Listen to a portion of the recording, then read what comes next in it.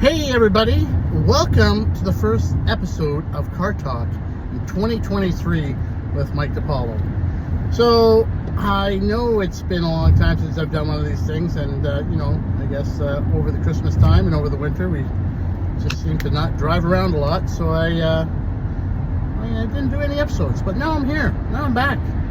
And the biggest thing on the plate is, where is this market going? What is happening?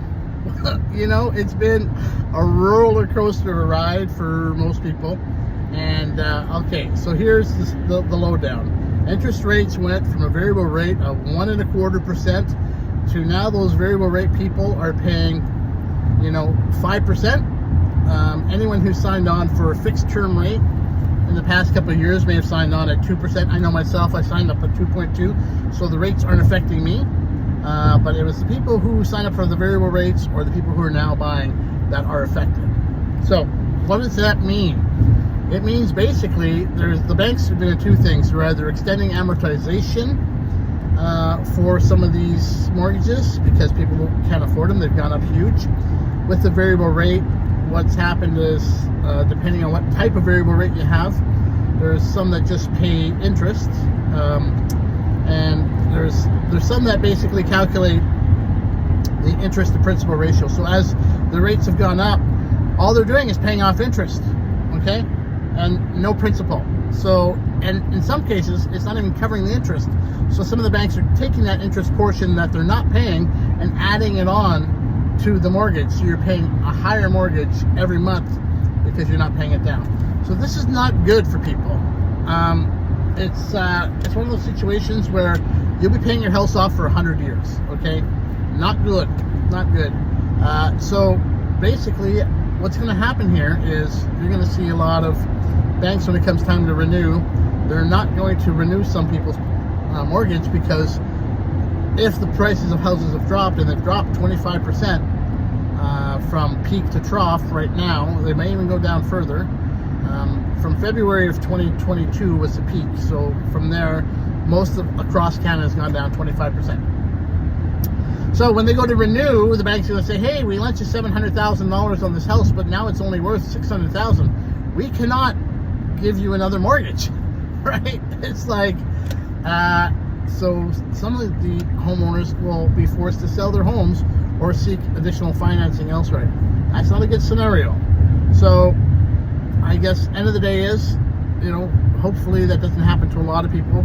Hopefully the banks find some other way to, fix that issue. But we're going to be seeing a lot of houses on the market.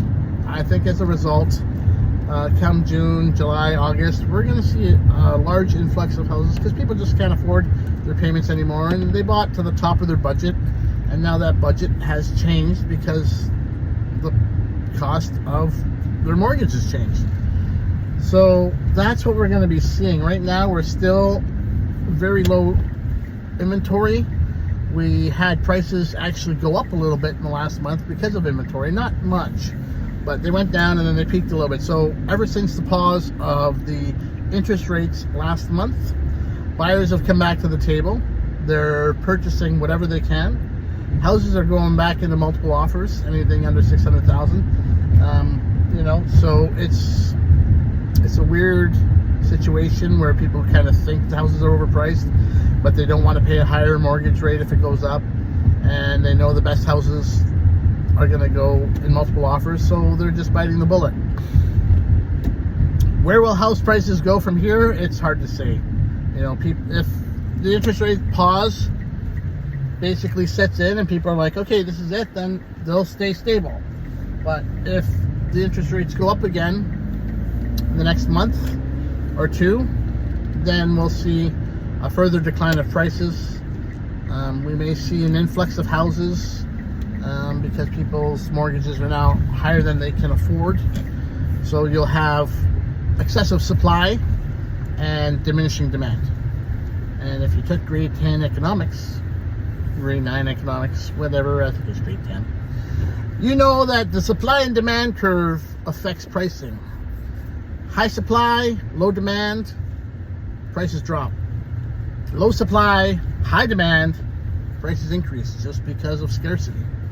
It's has nothing to do with anything else but supply and demand at times, but that's affected by the interest rate. So that's a huge deal. Interest rates are knocking out buyers, which is affecting the demand side. Sellers were getting worried because the buyers are disappearing. They start listing, so then that is a higher demand. And yeah, we find ourselves in a little conundrum. Anyways, at the office now, so I guess we will have another car talk another time. All right, take care, everyone. Ciao.